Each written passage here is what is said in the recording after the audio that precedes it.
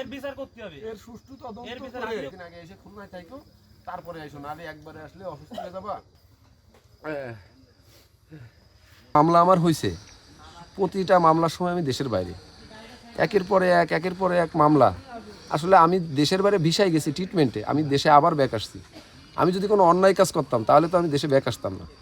আমি visa show করেছি, আমার ভিসা শো করার পরেও আমার মামলাগুলো হয়নি। আমার স্ত্রী জামিন করানোর জন্য কোর্টের এই দুয়ার সেই দুয়ার বিভিন্ন জায়গায় দৌড়াতে হাঁপায়ে গেছে।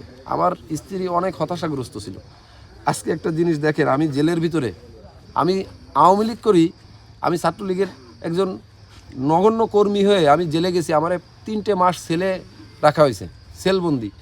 এবং আমার 3টা মাস, আমি তো রাষ্ট্রের নাগরিক, আমি তো ফোন কল সরকারের কাছে পাই, প্রতিটা আসামি এই ফোন কল পেয়ে থাকে। আমি তো সেই ফোন কল পাইনি। আজকে যদি আমি ফোন কলটা পাতাম, আমার স্ত্রীকে সান্ত্বনা তো আমি দিতে পারতাম। এবং বাগেরহাটের জেলার আমার কাছে 5 লক্ষ টাকা দাবি করেছে যে যদি বাগেরহাট থাকতে হয় 5 লক্ষ টাকা দিতে হবে। আমার স্ত্রী, যদি আমি বাগেরহাট থাকতে পারতাম, আমার কাছে টাকা নেই, আমি দিতে পারি নাই। আজকে আমি যদি বাগেরহাট থাকতে পারতাম, আমার স্ত্রী আমার সঙ্গে দেখা করতে পারতো, আমার স্ত্রী হতাশাগ্রস্ত হতো না।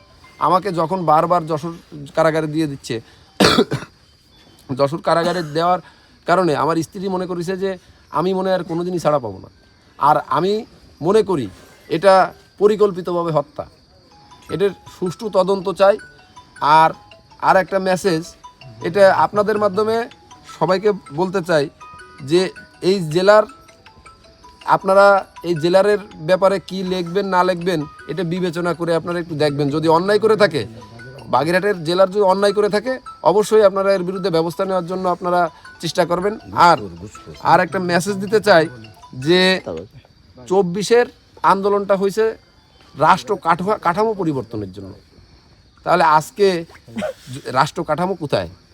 আজকে আমি আমার সন্তানের লাশ ধরতে পারতেছি না, যেটা রাষ্ট্র আমাকে অধিকার দেয় যে আমি প্যারোলে মুক্তি নিয়ে আমি আমার সন্তান স্ত্রীর পাশে থাকতে পারবো। মানে আওয়ামী লীগ করার কারণে নির্যাতনের শিকার জেলের ভিতরে। আপনারা জেলের ভিতরের চিত্র যদি দেখেন, এটা জেলের ভিতরের চিত্রটা দেখলে আপনারা মেনে নিতে পারবেন না। সর্বোপরি তারা তো এই দেশেরই জনগণ, আমরা তো এই দেশেরই নাগরিক, আমাদের তো অধিকার আছে। হ্যাঁ, অপরাধ যে করবে অপরাধের বিচার আছে, বিচার হবে। আমি যদি কোনো অপরাধ করি আমার বিচার হবে। এই যে আমার এলাকাবাসী এখানে যারাই আছে, আমি এই এলাকায় আপনারা দেখবেন তথ্য নিয়ে, আমি এই এলাকার কারো জমি দখল, কারো ধান্দাবাজি চান্দাবাজি কোনো তার ভিতরে গেছে কিনা। আমার রাত 2টার সময় ফোন দিলে আমি কুকুরের মতো সেই বাড়ি পৌঁছায় গেছি, যে মানুষের উপকার করেছি। কিন্তু আজকে আমি কেন এটা হবো? আমার এলাকাবাসী বলে যে সাদ্দাম কেন এতদিন জেলে থাকবে। তা আপনাদের কাছে দাবি যে এরকম স্ত্রী সন্তান যেন আর কারো না হারাতে হয়।